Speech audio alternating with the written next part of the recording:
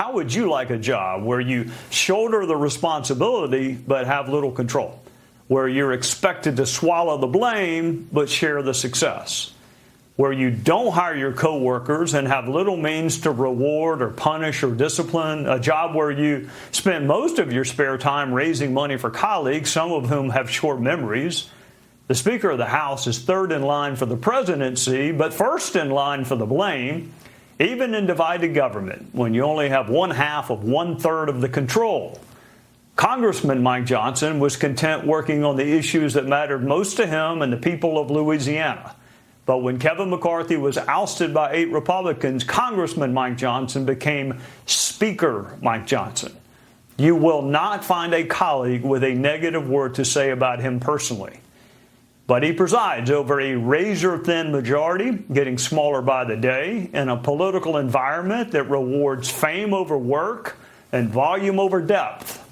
Already he's faced colleagues who voted to keep Republican bills off the floor, and now one colleague filed a motion to vacate the chair yet again. So what are realistic expectations for a speaker with a bare majority in divided government, immersed in a political world that craves drama over incremental progress? Let's find out.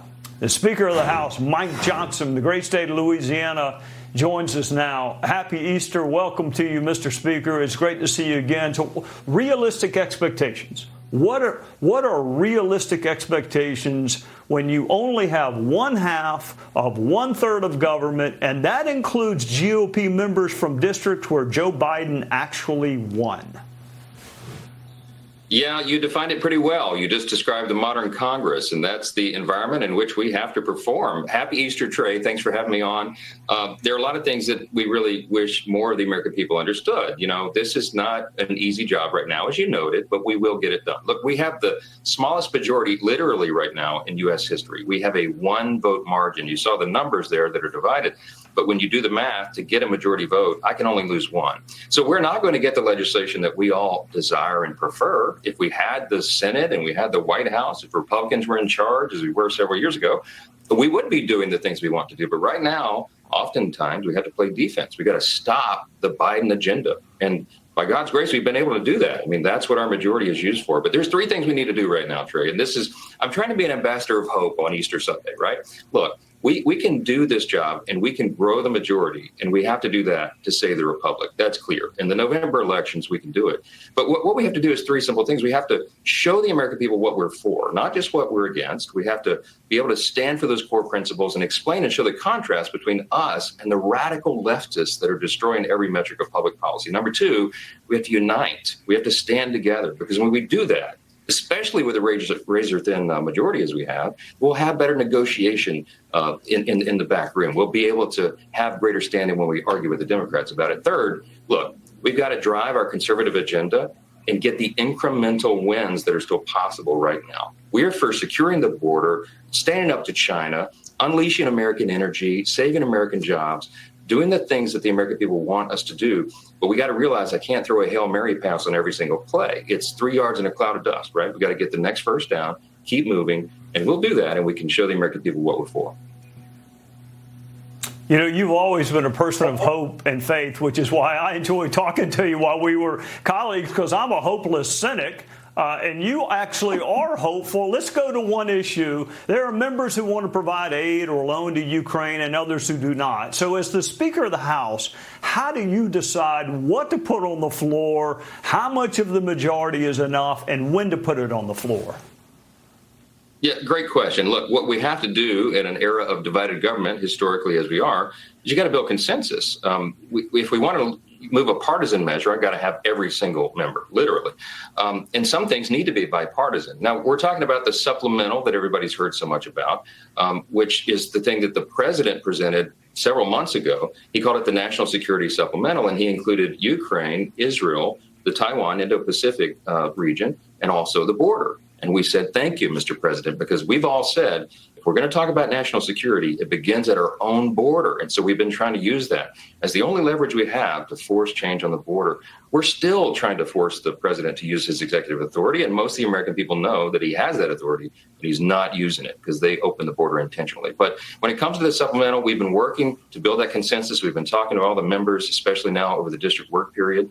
When we return after this work period, we'll be moving a product, but it's going to, I think, have some important innovations. The Repo Act, if we could use the seized assets of Russian oligarchs to allow the Ukrainians to fight them, that's just pure poetry.